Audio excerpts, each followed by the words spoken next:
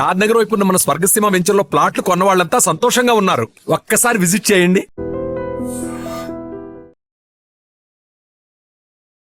ఘోర విషాదకర ఘటన. భారీ వర్షాల వల్ల పాఠశాల భవనం కూలి 7 దుర్మరణం చెందినటువంటి విషాదకర వార్త ప్రతి ఒక్కరిని కలవరపాటుకు గురి చేస్తోంది. రాజస్థాన్లోని ఝలావర్లో పీప్ లోధి ప్రభుత్వ పాఠశాలలో ఈ దుర్ఘటన జరిగింది. అయితే గత కొద్ది రోజులుగా భారీ వర్షాలు కురుస్తూ ఉన్నాయి. దీంతో ఒక్కసారిగా స్కూల్ యొక్క పై కప్పు కుప్పకూలిపోవడంతో అప్పటికే అందులో పదుల సంఖ్యలో విద్యార్థులు ఉన్నారు. ఆ పైకప్పు కూలిపోవడంతో విద్యార్థులపై పడింది. ఇందులో ఈ ఘటనలో 7 ప్రాణాలు పోగొట్టుకున్నారు. పిల్లల కోసం పిల్లలు ఆ శిథిలాల కింద ఇరుక్కున్నటువంటి పిల్లలను రెస్క్యూ చేసి కొంతమందిని బయటకు తీసి హాస్పిటల్కి అయితే తరలించడం జరిగింది. గంటల కొలది అందులో చిక్కుకున్నటువంటి విద్యార్థుల కోసం సిబ్బంది కోసం రెస్క్యూ కొనసాగింది. ముమ్మరంగా అక్కడ సహాయక చర్యలు కొనసాగాయి. కానీ ఎంత బాధాకరమైన విషయం, భారీ వర్షాలు, అకాల వర్షాలు, ఫ్లాష్ ఫ్లడ్స్ మనం చూస్తూ ఉన్నాం. ఎందుకంటే వాతావరణ పరిస్థితులు ప్రతికూలంగా ఉంటున్నాయి. ఏ సీజన్లో ఆ సీజన్ మనం ఫీల్ కాలేకపోతున్నాం. తీవ్రమైన ఎండలు ఉన్న పరిస్థితుల్లో కూడా ఒక్కసారిగా అల్పపీడనాలు ఏర్పడటం వల్ల భారీ వర్షాలు కురుస్తున్న పరిస్థితులు కూడా మనం దేశవ్యాప్తంగా చూస్తూ ఉన్నాం. కొన్ని రాష్ట్రాల్లో కొన్ని ప్రాంతాల్లో అయితే ఇది ఊరేనా అని గుర్తించలేనంతగా జలమయమవుతున్నటువంటి పరిస్థితి, పూర్తి జల దిగ్బంధంలో చిక్కుకుంటున్నటువంటి గ్రామాలను కూడా చూస్తున్నాం. ఈ నేపథ్యంలోనే భారీ వర్షాల వల్ల ఇప్పటికే నిర్మాణంలో ఉన్నటువంటి భవంతులు కుప్పకూలిపోతూ ఉండటం, శిథిలావస్థకు చేరుకుంటున్నటువంటి నిర్మాణాలు కూలిపోవటం వల్ల ఎంతోమంది ప్రాణాలు పోగొట్టుకుంటున్నటువంటి పరిస్థితులు, దుర్ఘటనలు కూడా మనం చూస్తూనే ఉన్నాం. ఇప్పుడు రాజస్థాన్లో ఈ భారీ వర్షాల వల్ల స్కూల్ భవనం పైకప్పు కూలి ఆ దుర్ఘటనలో 7 ప్రాణాలు పోగొట్టుకున్నారు. ఇప్పటికి తీవ్రంగా గాయపడినటువంటి వారిని హుటాహుటీన హాస్పిటల్కి అయితే తరలించడం జరిగింది. వారి కోసం కూడా తల్లిదండ్రులు బోరున విలపిస్తున్నటువంటి పరిస్థితి. స్కూల్కి వెళ్ళి ఇంటికి తిరిగి వస్తారు అనుకుంటే ఇలా ఈ ప్రమాదంలో చిక్కుకొని కొంతమంది పిల్లలు ప్రాణాలు పోగొట్టుకున్నారు. మరికొంతమంది క్షతగాత్రులుగా మారిపోయారు. తీవ్రమైనటువంటి, ఎందుకంటే అవి సిమెంటు పెళ్ళలు కాబట్టి చాలా గట్టిగా దెబ్బలు కూడా తగులుతూ ఉంటాయి. ఆ సమయంలో ఒక్కసారిగా భవంతి పైకప్పు కూలిపోవటం వల్ల స్కూల్లో స్టడీస్లో ఉన్నటువంటి పిల్లలు, అప్పటి వరకు చదువుతూ ఉన్నటువంటి పిల్లలు, చదువులో నిమగ్నమైనటువంటి పిల్లలపైన ఒక్కసారిగా అమాంతం ఆ స్కూల్ భవనం పైకప్పు కూలిపోయింది. అందులో కాపాడండి అంటూ పిల్లలు చేసినటువంటి ఆ ఆర్తనాదాలు ప్రతి ఒక్కరిని తీవ్ర కలవరపాటుకు గురి చేస్తున్నాయి. అసలు ఈ ప్రమాదంలో ఎంతమంది చనిపోయి ఉంటారు అనేది ప్రతి ఒక్కరిని ఒక భయాందోళనకు గురి చేసినటువంటి పరిస్థితి. అయితే ఆ శిథిలాలు తొలగిస్తున్న కొలది అందులో 7 చనిపోయినటువంటి పరిస్థితిని చూసి ప్రతి ఒక్కరు గగ్గోలు పెట్టారు. అక్కడికి చేరుకున్నటువంటి స్థానికులు కావచ్చు, తల్లిదండ్రులు కూడా తమ పిల్లల కోసం పెద్దగా అరుపులు కేకలు పెట్టడమే కాదు, గుండెలు బాదుకుంటూ ఏడ్చారు. అయ్యో, స్కూల్కి చదువు కోసం పంపిస్తే ఇలా ప్రాణాలు పోయాయే అంటూ వారు రోధించిన తీరు ప్రతి ఒక్కరిని కదిలిస్తోంది, తీవ్ర కలవరపాటుకు గురి చేస్తోంది. ఇక్కడ రాజస్థాన్లోని జలావర్లో జరిగినటువంటి ఒక ప్రభుత్వ పాఠశాల దుస్థితే కాదు, మనం తరచుగా చూస్తూ ఉంటాం. వర్షాకాలంలో ఎక్కువగా ఇలాంటి ప్రమాదాలు మనం గుర్తిస్తాం. ఎందుకంటే చాలా వరకు ఓల్డ్ బిల్డింగ్స్ ఏవైతే ఉన్నాయో, కన్స్ట్రక్షన్స్, పురాతన భవనాలు కూడా జనావాసాల మధ్య ఉండటం, వాటి వల్ల ఎప్పుడు ఎలాంటి ప్రమాదం పొంచి ఉంటుందో మనకు తెలీదు.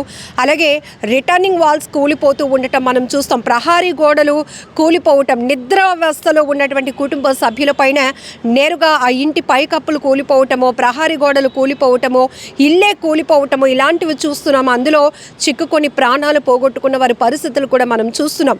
సాధారణంగా వాతావరణ శాఖ అధికారులు ఈ రెయిన్ కోసం మనం ఎలా అయితే అలర్ట్ చేస్తారో అలానే ఈ పురాతన భవనాలు కానీ నిర్మాణంలో ఉన్నటువంటి భవనాల విషయంలో కూడా చాలా జాగ్రత్తగా ఉండాల్సిన అవసరం ఉందని చెప్తూ ఉంటారు.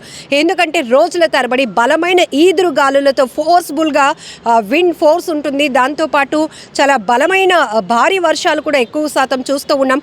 ఇలాంటివి ఎక్కువగా మనం చూస్తున్నాం. లోతట్టు ప్రాంతాలు జలమయమైపోతూ ఉన్న పరిస్థితుల్లో కూడా కొంతమంది వాహనాలు కూడా కొట్టుకుపోతూ ఉంటూ ప్రాణాలు కూడా పోగొట్టుకున్నటువంటి పరిస్థితులు చూస్తాం.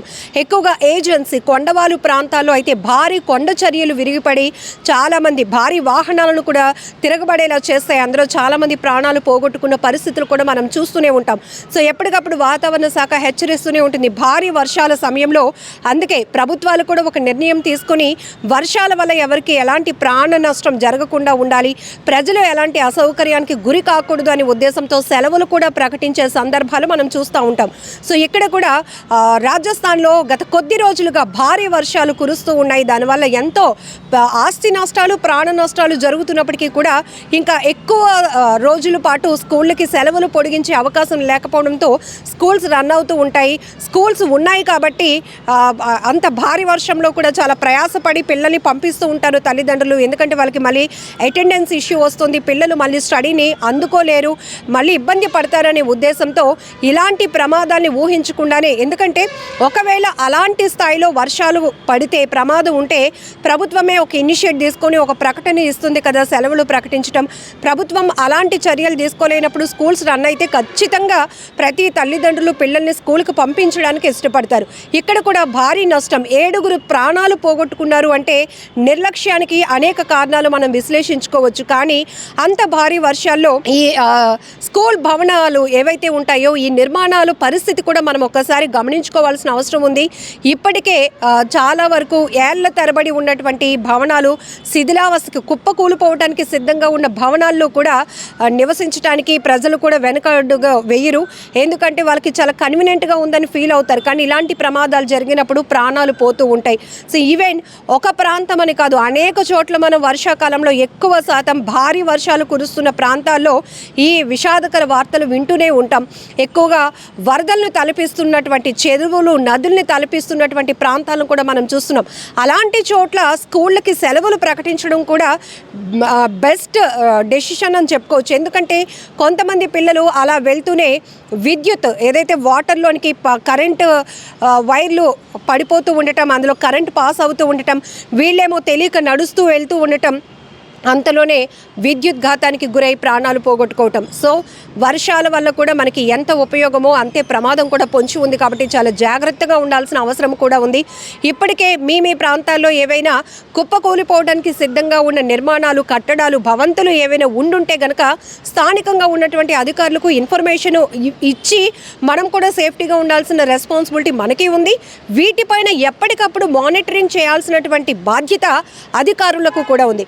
ఎక్కువ చూస్తాం మనం విశాఖ లాంటి ప్రాంతాల్లో కావచ్చు, మిగతా ప్రాంతాల్లో కొన్ని ఓల్డ్ సిటీస్ లాంటివి ఉన్నప్పుడు అక్కడ ఎక్కువగా 50 ఏళ్ళేంటి 100 ఏళ్ళు పైబడి నిర్మాణాలు జరిగినటువంటి ఇళ్లల్లోని ఇప్పటికీ ప్రజలు ఉంటూ ఉంటారు. అది ప్రమాదం ఆ కుటుంబానికే కాదు, చుట్టుపక్కల ఉన్న వాళ్ళకు కూడా ఒక భయంకరమైన పరిస్థితి మారడానికి అవకాశం ఉంటుంది.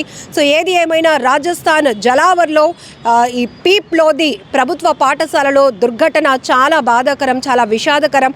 ఒక్కసారిగా అక్కడ ప్రతి ఒక్కరూ ఏడ్చిన విధానం కావచ్చు, ఆర్తనాదాలు పెట్టి పిల్లల కోసం తల్లిదండ్రులు గుండెలు బాదుకున్నటువంటి రోధించినటువంటి తీరు కూడా ప్రతి ఒక్కరిని తీవ్రంగా కలిచివేస్తోంది. నిజంగా ప్రస్తుతం ఉన్నటువంటి సమాజం దేనికి ప్రయారిటీ ఇస్తుంది? ఆర్థిక సంబంధాల చుట్టూ మాత్రమే తిరుగుతుంది. మళ్ళీ ఎన్నికలంగానే చాలా విరక్తి కలుగుతాం. మంచి అనిపిస్తుంది కదా, లేడీస్ కూడా ఛాలెంజింగ్ జాబ్స్ చేసినప్పుడు చాలా బాగుంటది. ట్రాఫిక్ అసిస్టెంట్స్ గా నియమించిన ట్రాన్స్జెండర్స్ అందరితో సాల్యూట్ చేయించుకుంటున్నారు. ఫుడ్ డెలివరీ ఇవ్వటానికి వెళ్ళినటువంటి డెలివరీ బాయ్ అనిల్ పై కళ్ళ ముందు